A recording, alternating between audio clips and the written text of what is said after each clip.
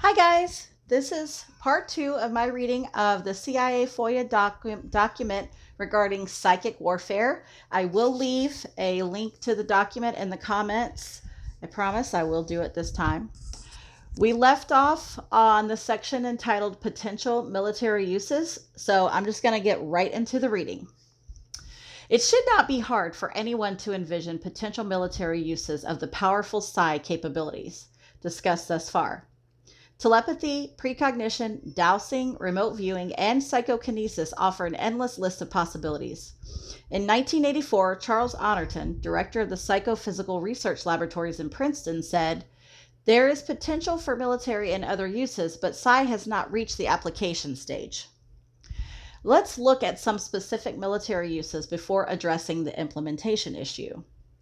Number 1, intelligence. Just like Croesus in 550 BC, remote viewing and precognition can break through barriers of time and space to perhaps eliminate the word secrecy from our vocabulary. In 1976, CIA Director George Bush enthusiastically gave retired astronaut Edgar Mitchell, quote, permission to organize high-level seminars at the CIA to discuss the possible intelligence applications of parapsychology, end quote. Although interest waned in 1977 when Admiral Stansfield Turner replaced Bush, it shows there are others who see definite psi applications for the intelligence community. As mentioned earlier, 4 of the best-known U.S. parapsychology laboratories are certain that psi can be used for espionage. Those 4 labs must have known about Project Scanate. It's spelled S-C like Charlie, A-N-A-T like Tom, E.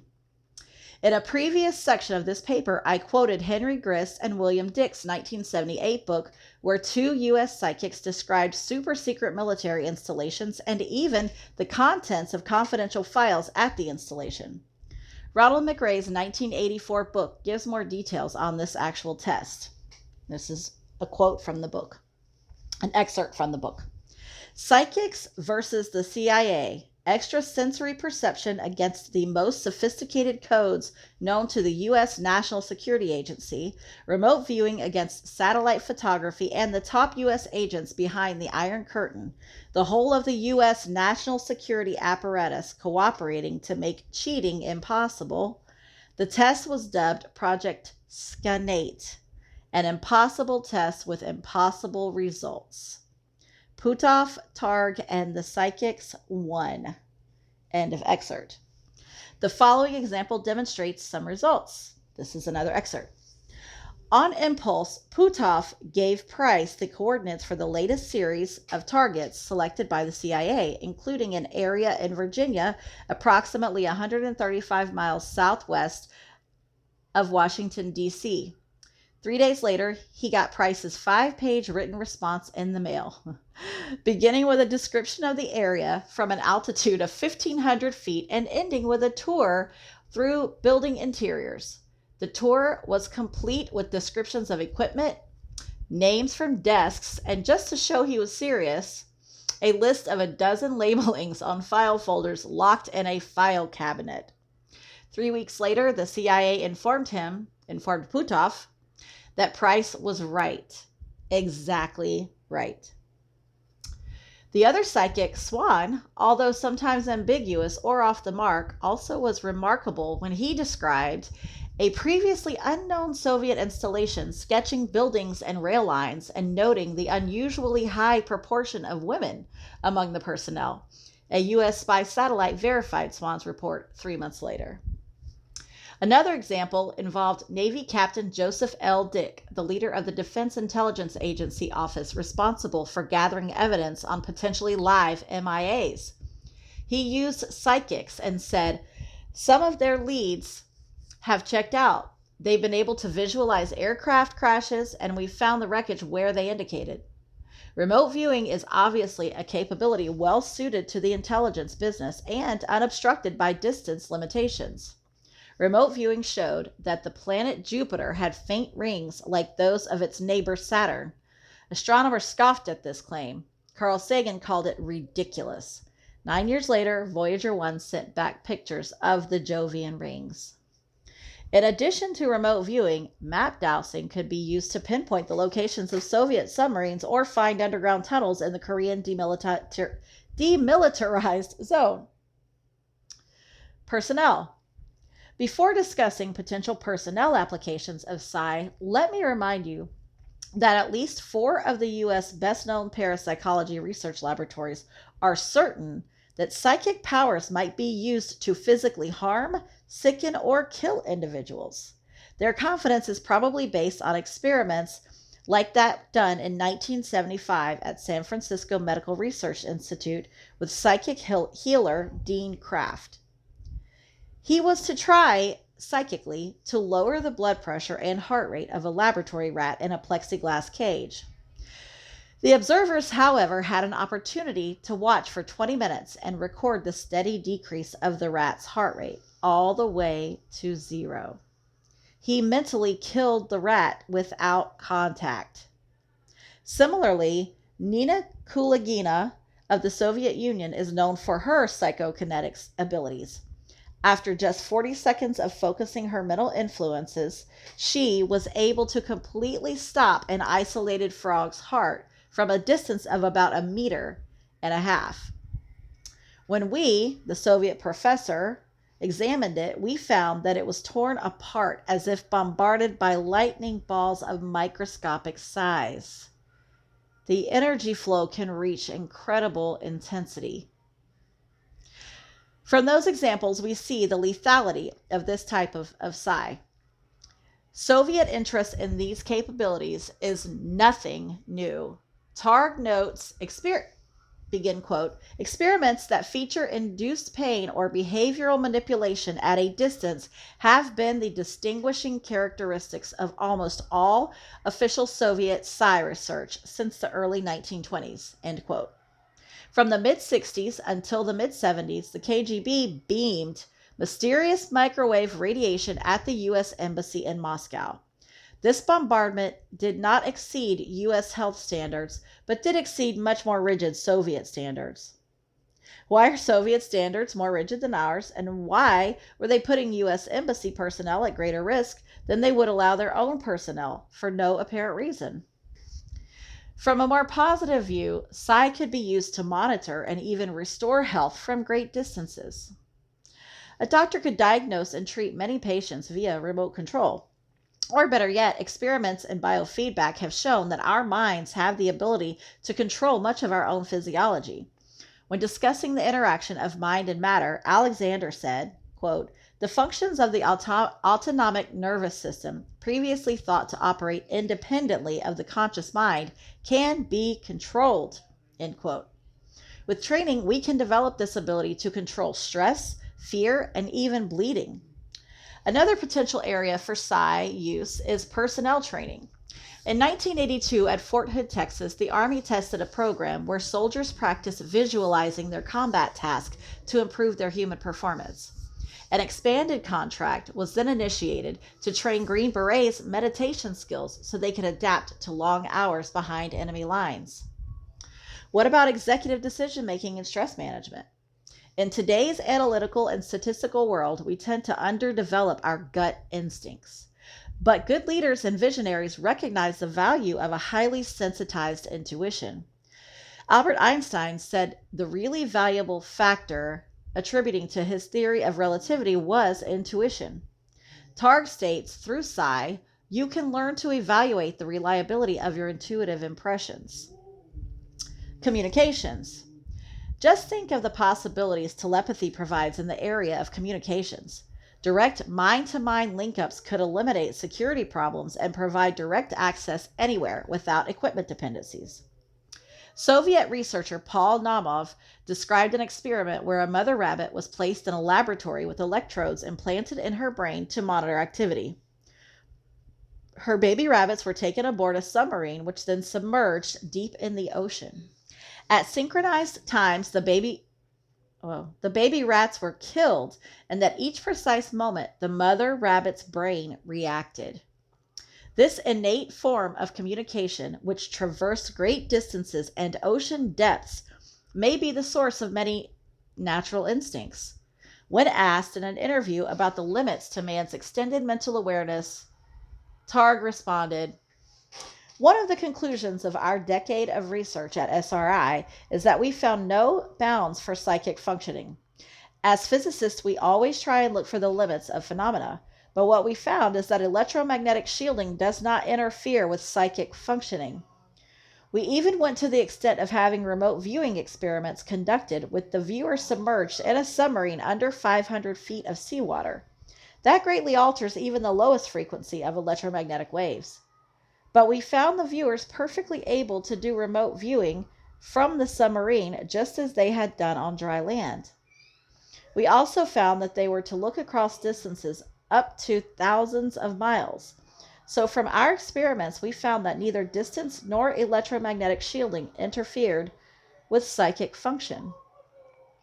Bearden goes further. He postulates that through the use of psychotronic electromagnetic scalar weapons, all forms of electronic communications are vulnerable.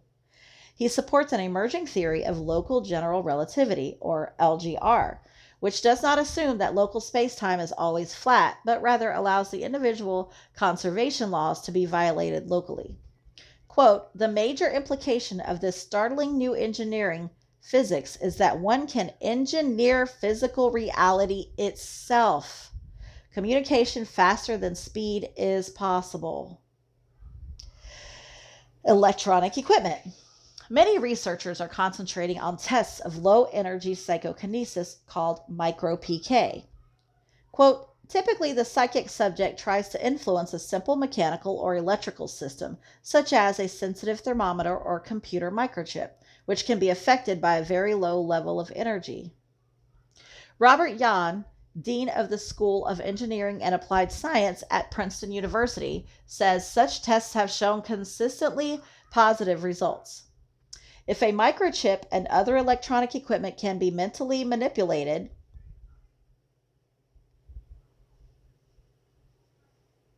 the new high-tech information revolution has just been handed a deadly setback.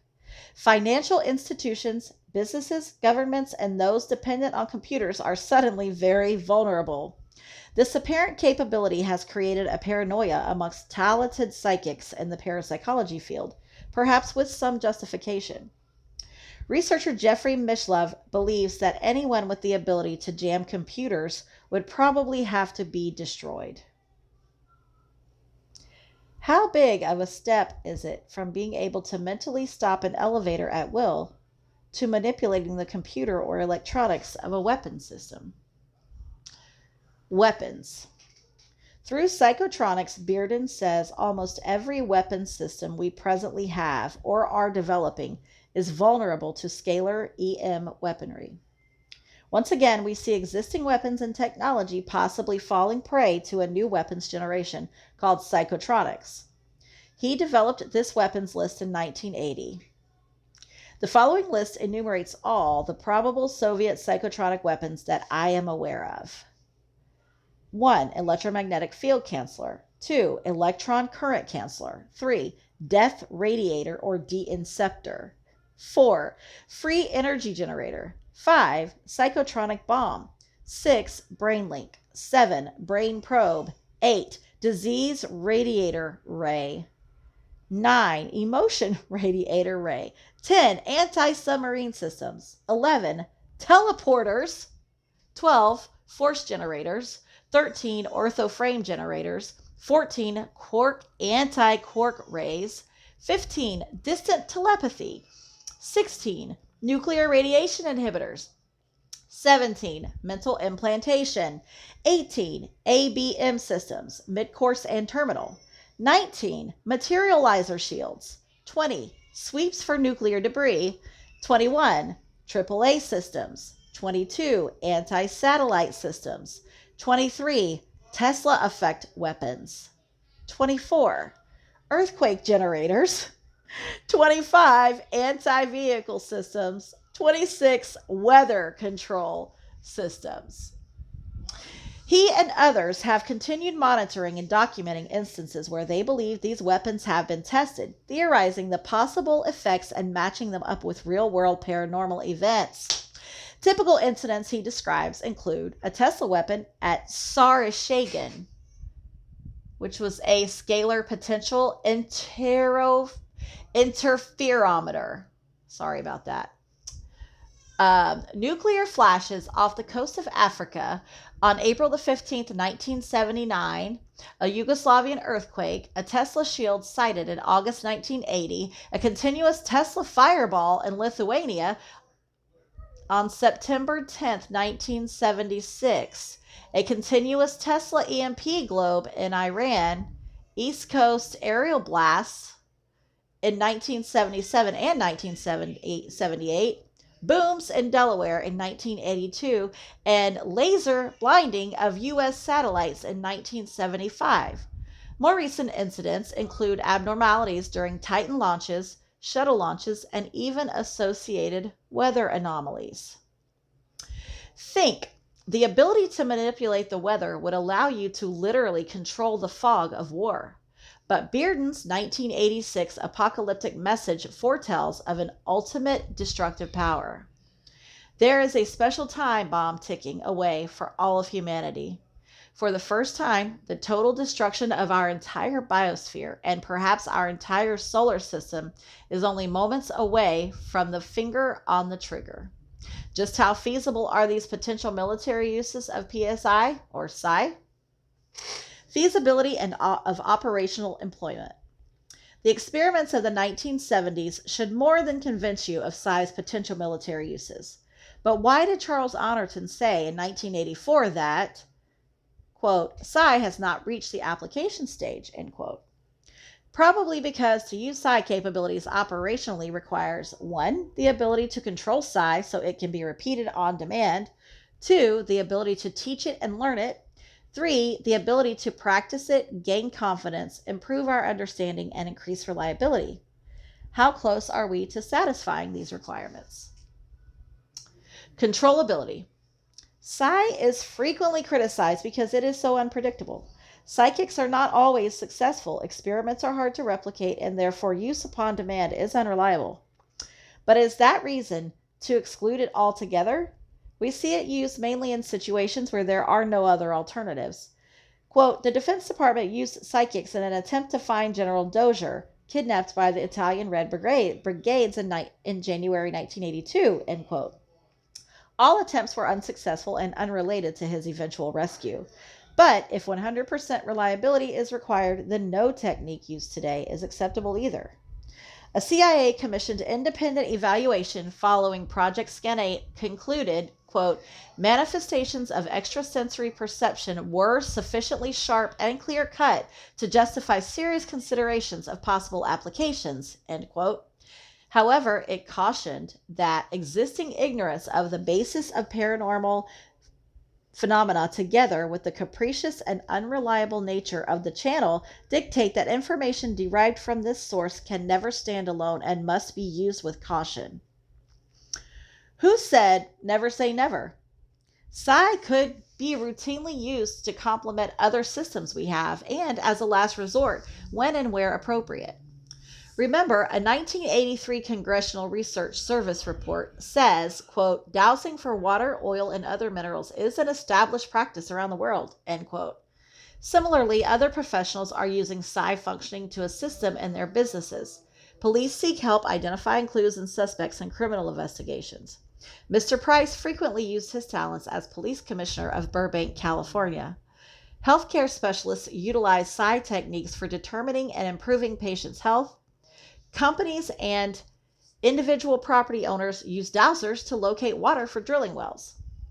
But where do you find people like the Delphi Oracle or Mr. Price? Learnability.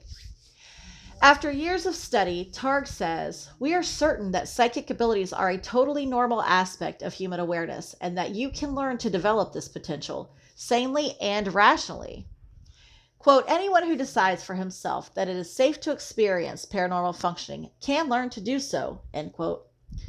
The key to learning appears to be acceptance and support rather than skepticism and criticism. Since Western society has repressed these psychic abilities, most people experiencing Psi also tended to ignore their potential and usefulness.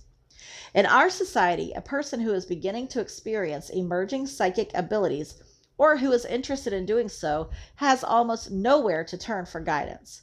They can admit their interests and risk being branded as social deviants, or they can deny their interest in psychic functioning and thereby become alienated from what might be an important aspect of their own lives and experiences.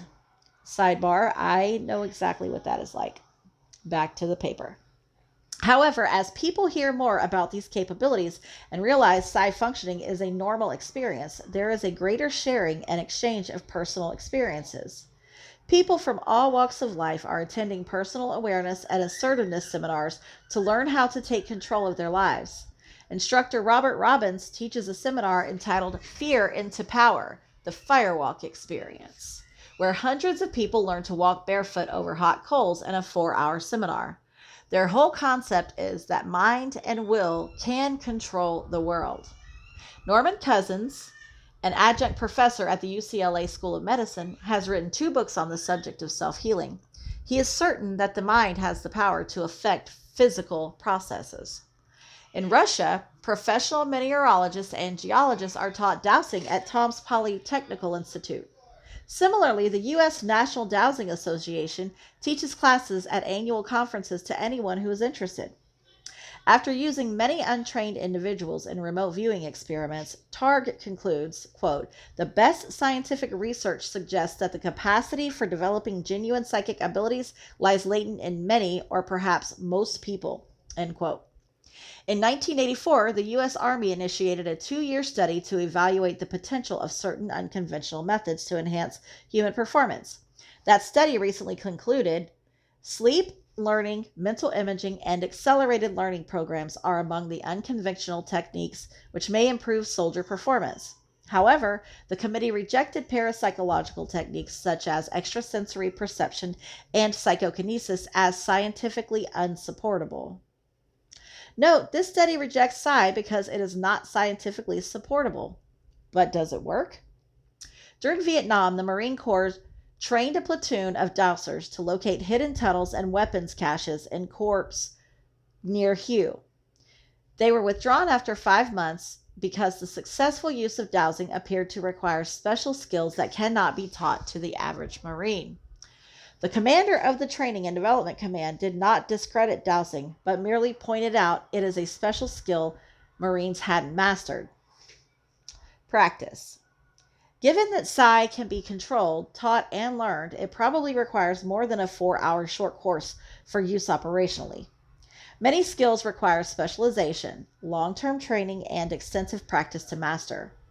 The experienced psi practitioners of today are those people who have spent years developing their individual talents. With those years of experience comes the increased confidence of how to use their talents. Like other normal skills, practice and training improve performance, understanding, and reliability. And those who have learned the most about psi are best suited to begin training a new vanguard to carry on and improve their skills.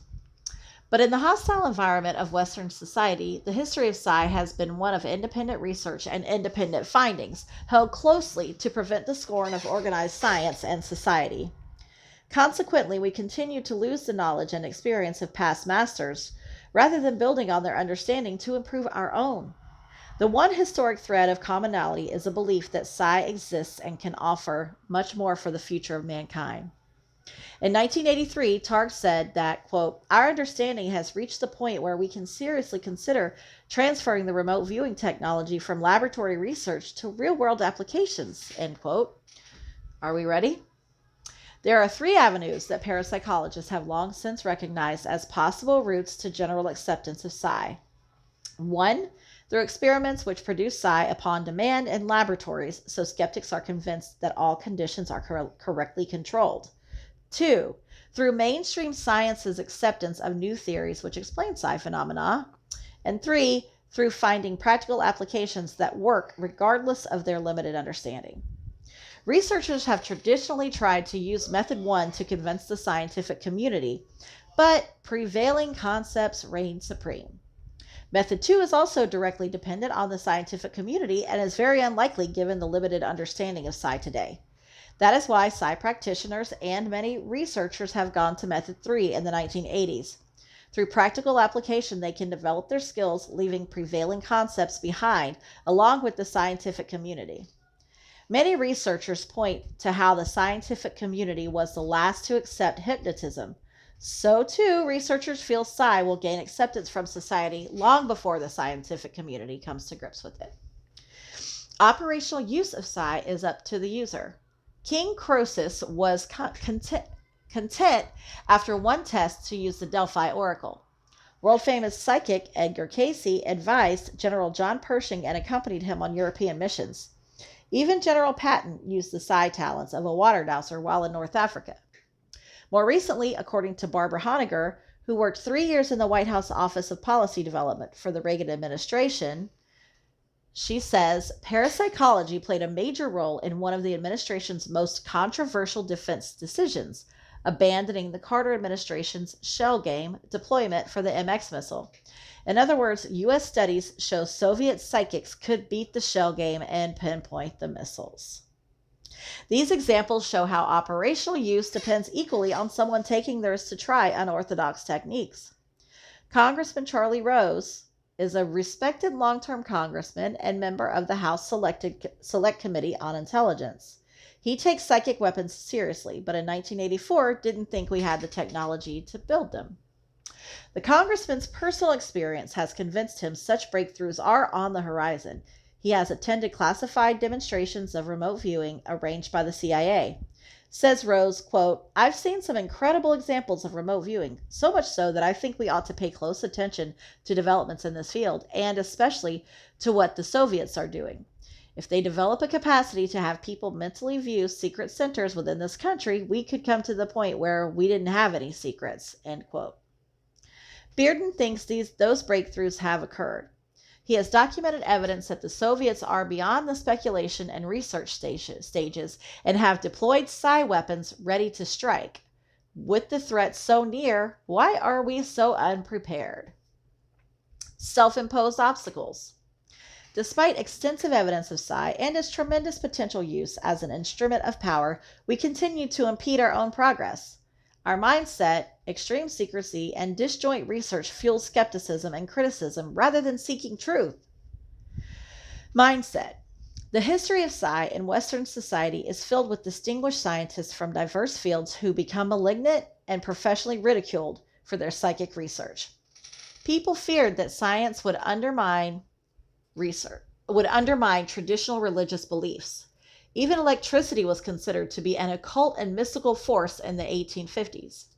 Robert Hare, a major American chemist, Alfred Russel Wallace, the co-founder with Darwin of the theory of evolution by natural selection, and Sir William Crookes, the chemist and physicist who discovered thallium and invented the radiometer, were the first of a continual succession of eminent scientists who endorsed paranormal claims on their own research. Even today, the 130 years of controversy over psychical research is impeding progress. Robert Jahn, professor of aerospace sciences and dean of the School of Engineering and Applied Sciences at Princeton, related one experience. "I confess that I discussed parapsychology research with some trepidation, born of previous unpleasant experiences. For example, a lighthearted article in the Princeton Alumni Magazine in which I attempted to share some of my experiences in this field with the university community at large brought an intensity and breadth of reactions for which I was totally unprepared, ranging from irresponsible and categorical condemnation on one extreme to equally irrational messianic accolades on the other. Rather than precipitating further such distracting outbursts, I have largely avoided opportunities for public presentation." As long as the scientific community continues to challenge the existence of psi, experiments to improve our understanding of it are limited. Few Soviet-style experiments are done in this country because it is difficult to obtain funding to explore the mechanism of psi when its very existence is politically controversial in the scientific community. This mindset is best described by one eminent physicist who read SRI's report on years of remote viewing research. Quote, This is something I won't believe even if it turns out to be true, end quote. Even author Ronald McRae, after his investigation into government psi research, is plagued with the Western culture mindset. Quote, personally, I cannot accept the reality of remote viewing, end quote. Bearden says, quote, even when Western scientists are confronted with the actual Soviet tests of these psychotronic weapons directly over their heads, they do not recognize the weaponry nor the nature of the effects produced, end quote. Excuse me. How can this kind of atmosphere promote the search for truth? It won't. It retards it. In 1977, a group of prominent self-appointed people such as Carl Sagan and astrophysicist Dennis Rollins formed the Committee for the Scientific Investigation of Claims of the Paranormal, or PSYCOP, to refute all claims of paranormal events. This committee was later rebuked by Rollins himself, a co-founder of the committee, because the integrity of some of those who make a career of opposing anomaly research. He said, quote, I now believe that if a flying saucer landed in the backyard of a leading anti-UFO spokesman, he might hide the incident from the public, for the public's own good, of course. He might swiftly convince himself that the landing was a hoax, a delusion, or an unfortunate or mundane phenomena which could be explained away with further research, end quote. This mentality is even more disturbing when we see the debilitating effects it can have. Case in point, a February 1987 article in Omni states, in one strange incident, PSYCOP official Philip J. Klass, learning of a forum on anomalies research that the University of Nebraska was sponsoring, called the school to protest that PSYCOP's views were not being represented and that, moreover, in questioning the United States government's word on the non-existence of UFOs, speakers at the conference were seeking, quote, what the Soviet Union does to convey to the public that our government cannot be trusted, that it lies, that it falsifies. As a patriotic American, I very much resent this, end quote. After Klass threatened legal action against the university, it canceled its sponsorship of fewer conferences of this kind. Klass withdrew the threat and pronounced himself satisfied with the university's action. Since then, satellite groups of debunkers have proliferated all around the country, determined to do battle with pseudoscience, real and imagined. Not content simply to argue the issues on their merits, they have harassed colleges and universities into dropping, usually non-credit, courses in parapsychology, conducted vituperative campaigns against anomaly proponents, and, done in the words of Philadelphia Drew Endicott, one of their number, quote, anything short of criminal activity to get the point across to people who have no demonstrated facility to reason, end quote. Given this obstacle, which many in the scientific community create, the military is confronted with a similar situation, both personal and professional. Can the military risk association with the scorned psychic community? Can a military officer? I stated earlier that operational use of psi is equally dependent on the user as well as the psychic. What is the military mindset when dealing with parapsychology? I began this research because I was concerned the military establishment was unaware of psi potential applications or not taking Lieutenant Colonel Alexander's message seriously. As my research indicates, the government, or at least some individuals, were well ahead of me. They have been involved, daring to try unorthodox techniques and helping demonstrate the existence of psi by using it when all else failed. But the military and government is a reflection of its society, so the controversy exists there also. Congressman Rose thinks skeptics in the Pentagon and CIA are hindering U.S. research in remote viewing and wonders openly about their motives. Congressman Rose says, quote, some of the intelligence people I've talked to know that remote viewing works, although they still block further research on it, since they claim it's not yet as accurate as satellite photography. But it seems to me that it would be a hell of a cheap radar system, and if the Russians have it and we don't, we are in serious trouble. This country wasn't afraid to look into the strange physics behind lasers and semiconductors, and I don't think it should be afraid to look at this, end quote. Oh, I'm sorry, that's not the end of the quote. Samuel Kozlov, the Assistant Secretary of the Navy who tried unsuccessfully to eliminate psychic research, dislikes even the mention of so-called weapons. End quote. Navy research in the mid-70s determined that psychics could detect remote electromagnetic sources, indicating perhaps they could also detect submerged submarines. The Navy also sponsored research to see if psychics could influence the magnetometers used to detect the magnetism of submerged substances. Dr. Joel Lawson, once head of the Naval Electronic Systems Command, said, quote, "I have always believed that ESP is the only way to fight submarines. The magnetometer tests were designed to prove the principle," end quote. Once willing to discuss psychic warfare openly, now he has been officially silenced. My own research experience demonstrates leaders at all levels do not have a basic understanding of psychic weapons systems. I questioned many general officers on the subject of parapsychology, and only one was even aware of what I was referring to. That one senior officer said, quote, "If you are interested in that, you need to have your head examined," end quote. He refused to even discuss which service or organization I could contact for more information. The total non-familiarity of senior officers I questioned and similar indications from my Air War College classmates is a poor response to Alexander's 1980 message. Further, the hostile response I received from one general who had some familiarity indicated either a close-minded or stay-away attitude. You can imagine my surprise when I later found his name on a 1984 Washington Post article as one Pentagon general who was impressed with some of the psi results and concerned about the Soviets' lead in psychic research. So I take it he meant stay away.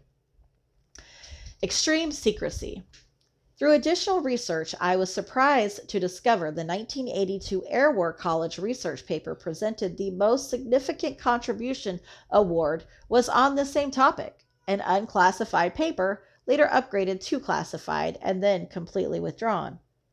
Contacts with the intelligence community for information brought back a resounding no, regardless of clearance or willingness to make this research effort classified. Discussions with previous DoD psi proponents warned it might be all right to do research in this academic situation, but forget it afterward or it could be unhealthy for your career.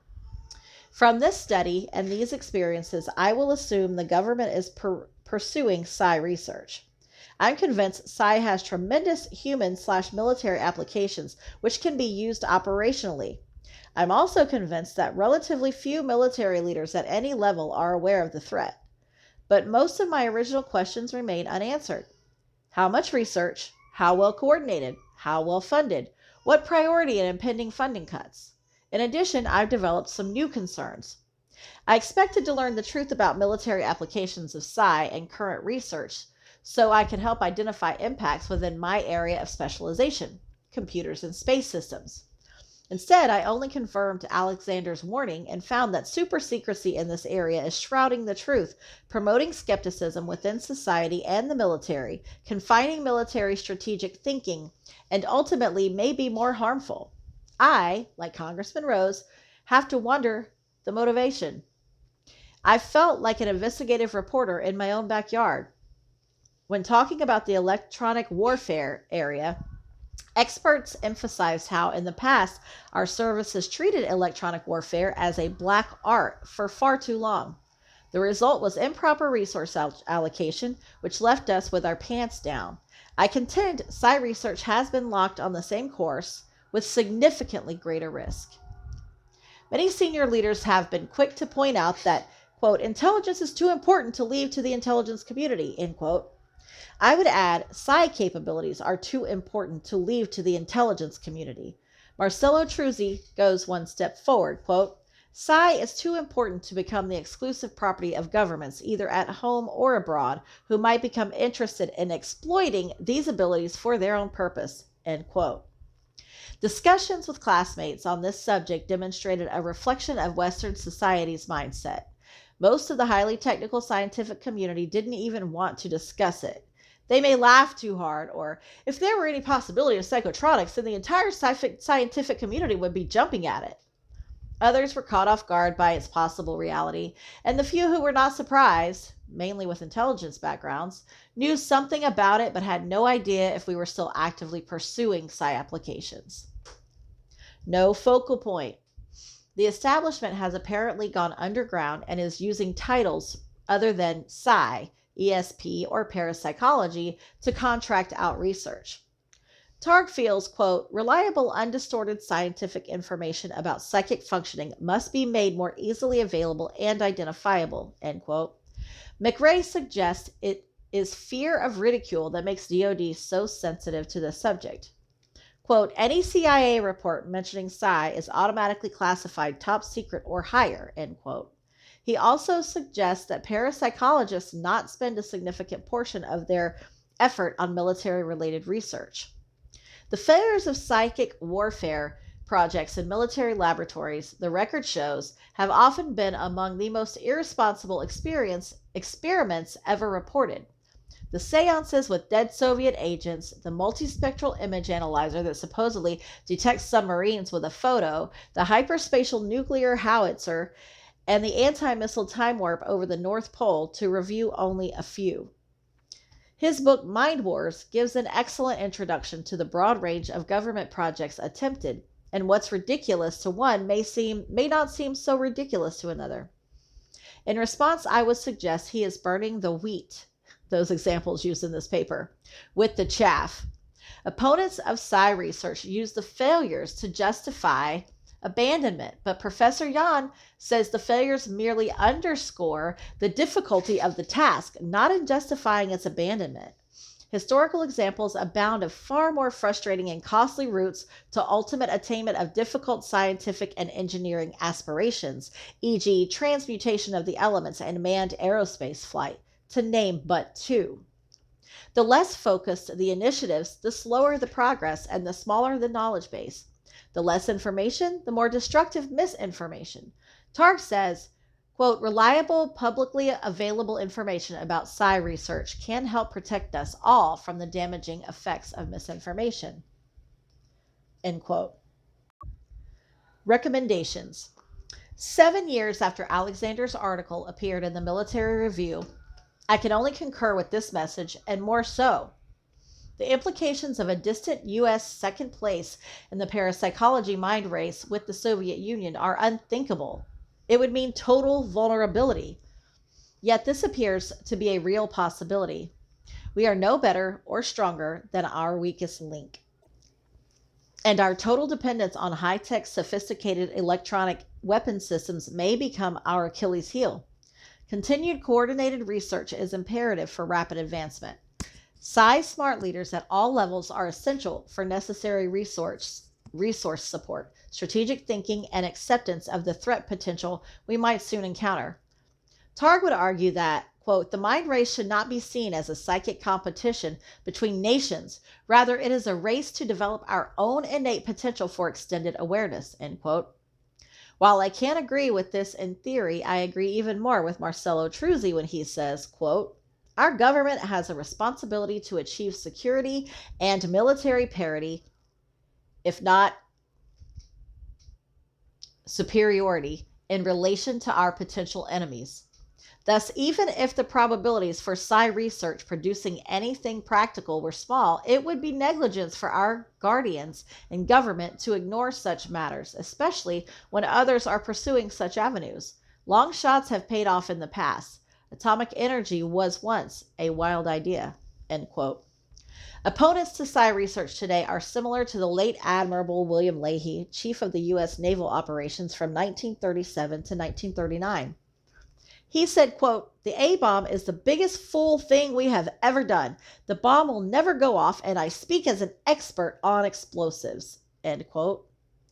To accomplish these objectives means, 1, opening the super secret door to allow broader classified knowledge of psi's true capabilities, where we are and where we are going. 2, focusing military exploration resources and start targeting capabilities, defenses like we did for the strategic defense initiatives. And 3, doing strategic thinking on a totally new type of warfare. Opening the super secret door is necessary to begin acclimating the military community to psi's true capabilities. It is past time for bringing psi into the open, where everyone can benefit from a realistic awareness of it. Otherwise, how do we expect people to accept and use psi capabilities? Let's learn from our personal experiences with computers. We are still trying to get leaders accustomed to hands-on computer systems. Changing attitudes takes time. The sooner we begin using psi to complement other systems, the sooner we will build a reliable psi force and gain management's confidence. Targ said, quote, "We believe the question of psi's usefulness and importance may be settled in the next decade. Settling this question will not require another century. It will probably be settled in the marketplace and in the everyday lives of millions of people, and not, alas, in the corridors of Cambridge." End quote. The military community needs to be poised on this leading edge lest it fall behind the society it is sworn to protect. Focusing resources and targeting capabilities is the cornerstone to knowing the true picture. Otherwise, who has the stick? Who really knows where we are and what it will take to get where we need to be? How else can we present accurate, reliable information to senior leadership for prioritizing resources? Targ notes that, quote, "The popular view of our relationship to space and time is inadequate. One possible conclusion is that there is something incomplete about our understanding of the space-time continuum in which we exist," end quote. Whew, he said a mouthful. Back to the paper. This is Bearden's position also. So the military needs to force the scientific community to open their eyes and minds to better understand paranormal events and the new physical principles which explain them. Renowned Soviet physicist and Nobelian P. Kapitsa informed Soviet leader Khrushchev that, quote, "If a means of total neutralization of foreign missiles was to be found, it could only come from a group of new principles in physics which was called energetics." The term energetics was contracted from psychoenergetics and is essentially the expanded physics electromagnetics that Bearden has dubbed scalar electromagnetics, end quote. The military needs to find young blood in the scientific community who don't know all the reasons why something can't be done. They are the ones with fresh minds to evaluate Bearden's evolving concept of scalar electromagnetics and to find new physical principles explaining psychic phenomena. August Stern is one person in the West who actually worked in top secret Soviet military laboratories researching for a physical key to psychic phenomena. He said he warns the Soviets will emerge with a completely new view of man, not of muscle and bone, but of quantum physics, magnetism, and electromagnetic waves. When that day comes, he asserts, they won't need to scour the countryside for psychics. They'll just build machines for manipulation of the mind. He goes on to remind us, quote, "But remember how surprised you were when they launched Sputnik. You'd better prepare," end quote.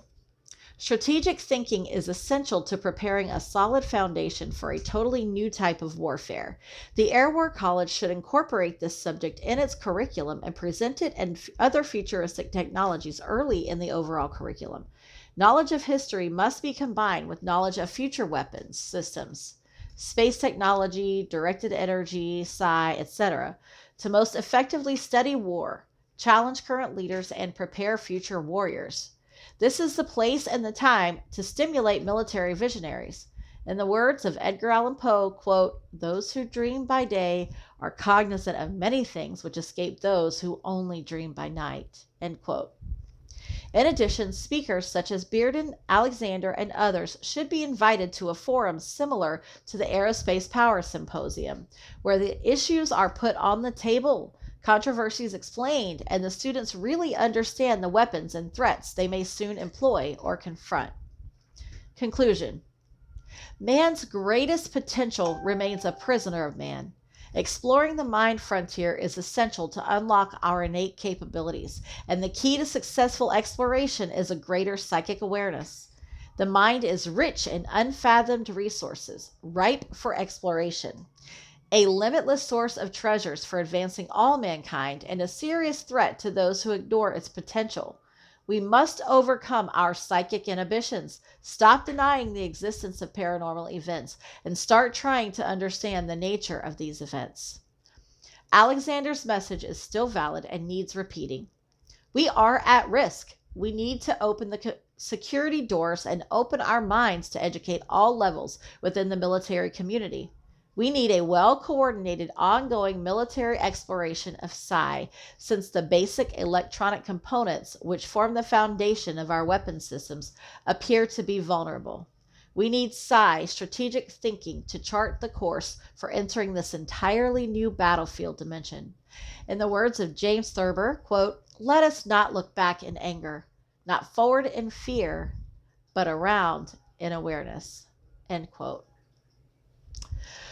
Wow, that was super fascinating and had my feelers and my cells plopping and fizzing all over the freaking place because this resonates so deeply with me.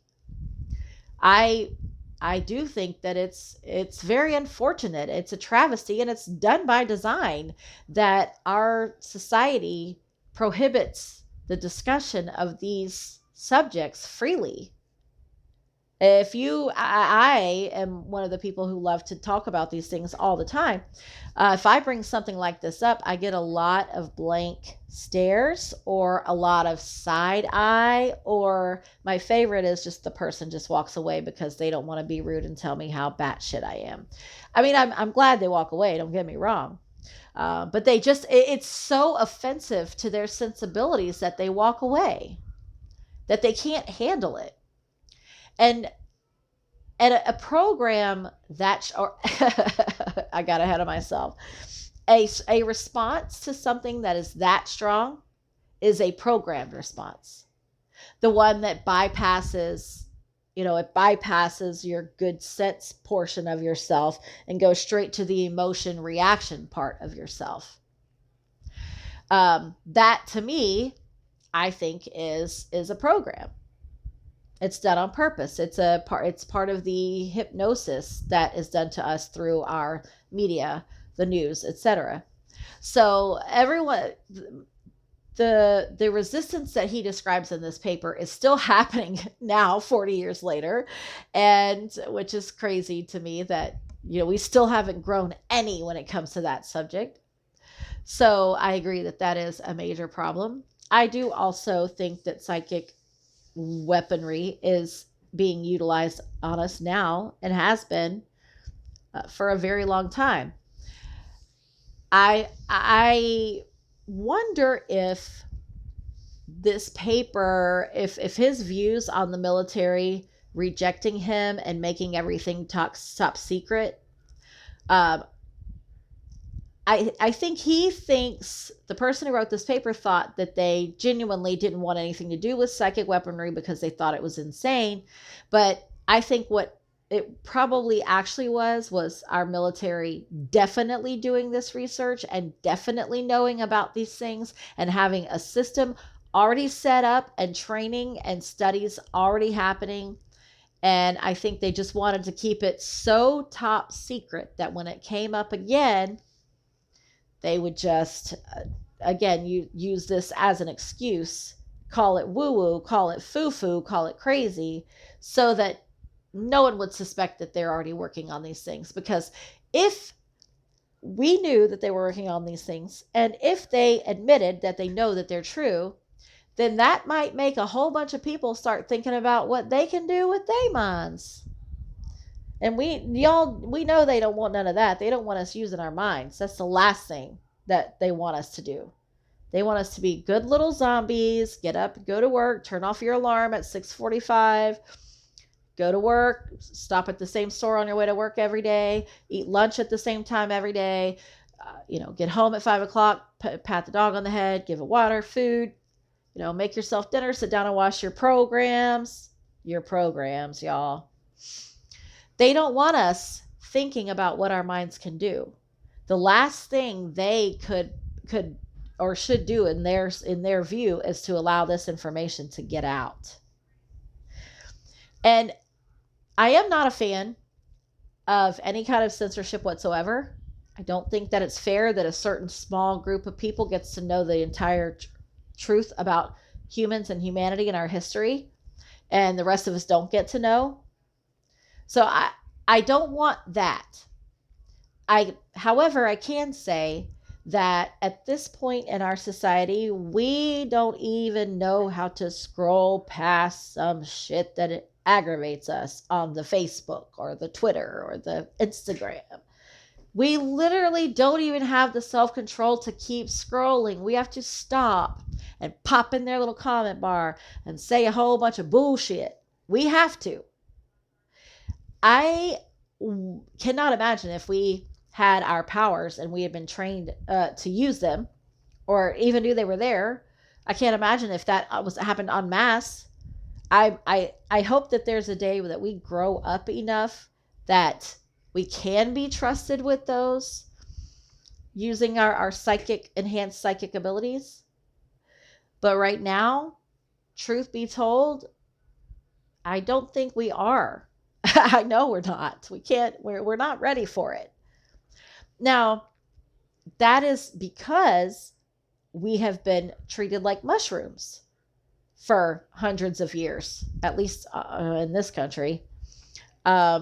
We've been treated like mushrooms. We haven't been prepared for this. We could have been slowly seeding and growing the society and bringing this in little by little by little to get us to a place where we would be ready for this. But the decision was made to hide us under a bushel. Can't let our little light shine now, can they? Anyway, I hope you guys enjoyed. I'll be back next week with a whole new paper. What the CIA says about, I don't know yet. I will let you know.